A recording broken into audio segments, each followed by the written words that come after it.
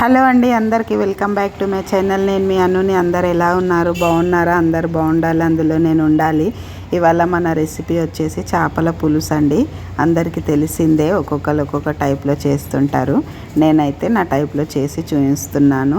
చూడండి, ఒకవేళ నచ్చితే తప్పకుండా ఒకసారి అయితే మీరు కూడా ట్రై చేయండి. టేస్ట్ అయితే చాలా బాగుంటుంది. అసలు చింతపండు వేసి చేస్తాం కదా పులుసు, చాలా బాగుంటుంది. దానికి కావాల్సిన పదార్థాలు: చేపలు, నానబెట్టుకున్న చింతపండు, ఆవాలు, జీలకర్ర, ఉల్లిగడ్డ, అల్లం ఎల్లిగడ్డ, ఆయిల్, పసుపు, ఉప్పు, కారం, మెంతులు, మనం ముందు శుభ్రంగా కడిగి పెట్టుకున్న చేపలని మ్యాగ్నేట్ చేసుకుందాము.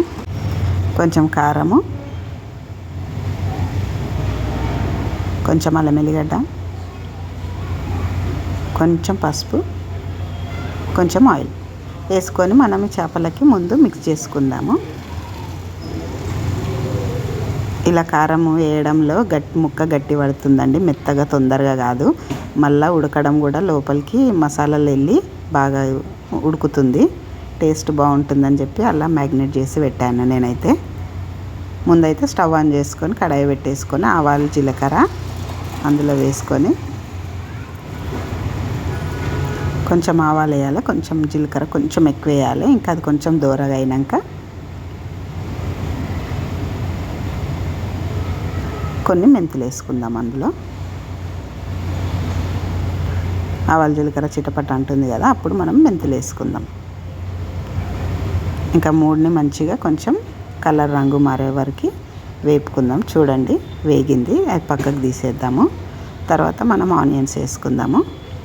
ఒక్కొక్కరు అయితే ఇది ఇట్లా పొయ్యిలో కూడా కాల్చుకుంటారు, అది టేస్ట్ అయితే చాలా బాగుంటుంది.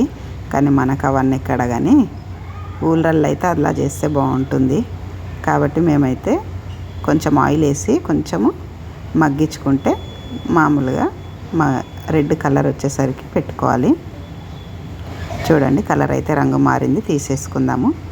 మనం ఇవి ఆవాలు, జీలకర్ర, మెంతులు ఉంది కదా, మిక్సీ చేసుకొని కొంచెం బరకగా మిక్సీ అయింది. చూడండి, చేసినాక మనం ఉల్లిగడ్డ వేసుకుందాం. చల్లగా అయిపోయింది కదా ఉల్లిగడ్డ, మిక్సీకి వేసుకుందాము. దాన్ని ఒకసారి తిప్పేసుకుందాము. చూడండి, ఉల్లిగడ్డ తిరిగిపోయింది కదా, మెత్తగా అయింది కదా.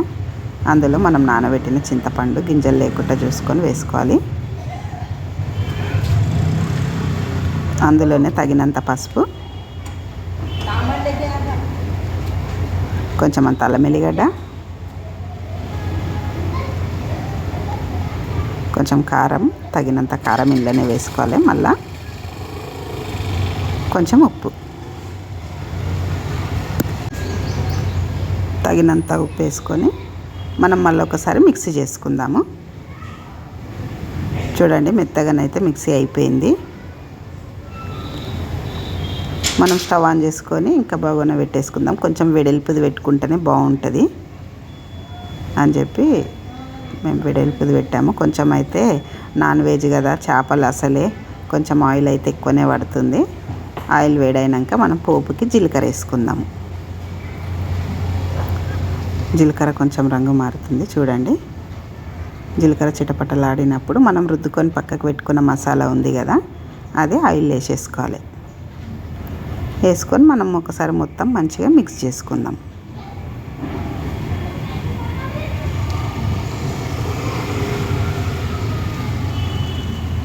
మంచిగా మిక్స్ చేసుకోవాలి. చూస్తుంటేనే బాగా అనిపిస్తుంది కదా, బాగుంటుంది. చూడండి, నూనె అంతా పైకి వచ్చిన తర్వాత మనం తగినంత వాటర్ వేసుకుందాం. ఎవరికి ఎంత అయితే పులుసు అవసరమో దాని టైప్లో. మరీ చిక్కగా కూడా ఉండొద్దు, మరీ గట్టిగా కూడా ఉండొద్దండి, మీడియంగా చూసుకొని వాటర్ వేసుకోవాలి. చూడండి, ఇలా ఉంటే సరిపోతుంది. మళ్ళీ అది ఉడికినాక కొంచెం అవుతుంది కదా, అది మసాలా మనము మగ్గడానికి పెట్టినాం కదా, ఇందులో చేపలు మనం మ్యాగ్నేట్ చేసి పెట్టుకున్నాయి. ఒక 2 నిమిషాలు అయితే మనం పెంక మీద పెట్టేసుకొని 2 నిమిషాలు వేపుకుందామండి. ఇలా చేయడంలోనైతే చేపల కూర చాలా టేస్ట్ వస్తుంది. మీరు ఎవరికన్నా తెలియకుంటే ఒకసారి అయితే మీరు ఇలా ట్రై చేయండి. అందులో అట్లా వేస్తేనేమో కొంచెం సప్పసప్పగా ఇట్లా కొంచెం అలాగ ఉంటుంది. ఇలా కొంచెం లైట్గా వేసి చేస్తే చాలా బాగుంటుంది. తెలిసిందేనేమో కొంతమందికి, తెలియని వాళ్ళు అయితే ఇలా ఒకసారి అయితే ట్రై చేయండి. చూడండి మసాలా అయితే మొత్తము ఉడికింది, నూనె పైకి వచ్చేసింది కదా. తర్వాత మనం ఈ ఫిషెస్ వేసుకోవాలి. అన్నీ మంచిగా పక్కలలో పేర్ చేసుకుంటే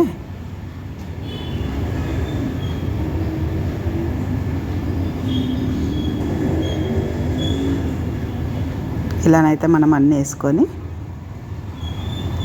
ఒక్కసారి అటు ఇటు అనేసుకొని మూత పెట్టేసుకొని ఒక 5 నిమిషాలు అయితే పక్కకు పెట్టేసుకోవాలి.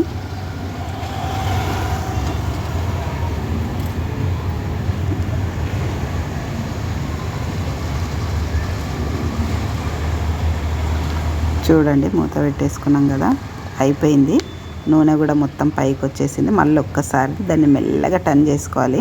విరగనైతే విరిగాయి, ఎందుకంటే మనం ఫ్రై చేసుకున్నాం కదా కాబట్టి ప్రాబ్లం ఏం లేదు. విరిగాయి, లోపలికి మసాలాలు కూడా అంతా పోయి ముక్క కూడా తింటుంటే చాలా బాగా టేస్ట్ అనిపిస్తుంటుంది.